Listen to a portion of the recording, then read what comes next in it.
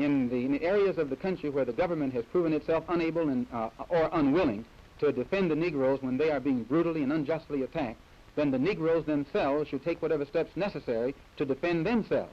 And one of the best methods by which this can be done is to establish rifle clubs. It's legal in this country to own a rifle.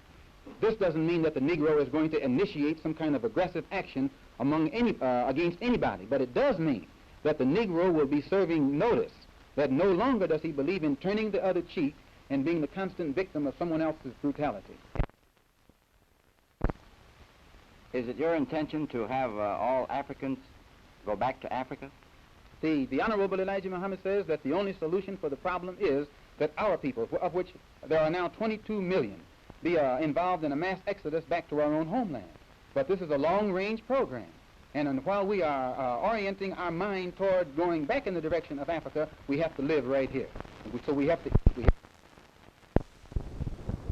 My personal political philosophy, black nationalism, which means that the black man should control the politics of his own community and control the politicians who are in his own community.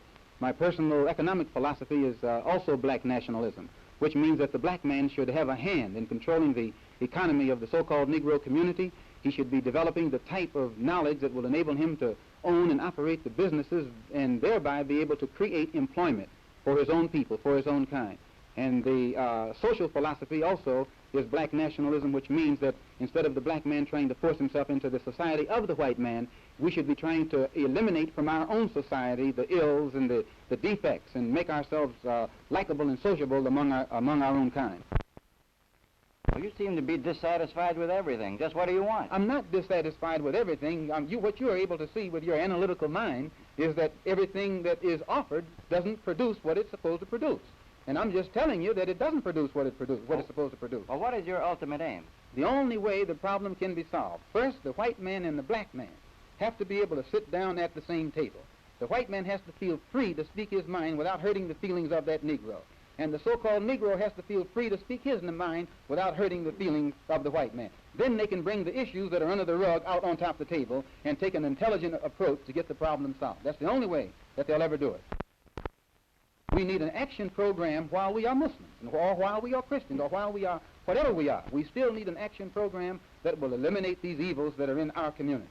And this is what we're trying to do with the Muslim Mosque Incorporated. Do you consider yourself militant? I consider myself Malcolm.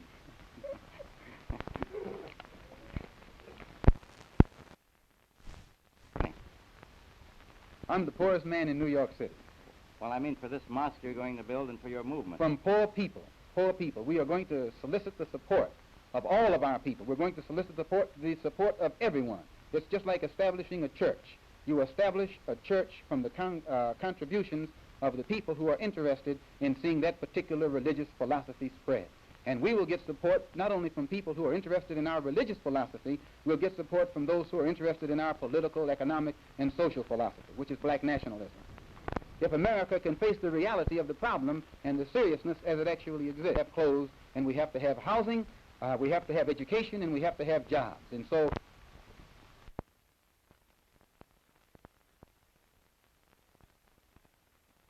would you call this a nonviolent movement?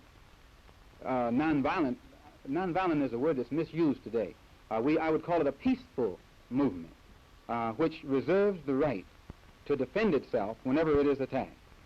Well, what about your politically? Do you think that Negroes should belong to the major parties, the Republican or Democratic Party? No. One of the greatest signs of political immaturity on the part of Negroes in this country is its tendency to identify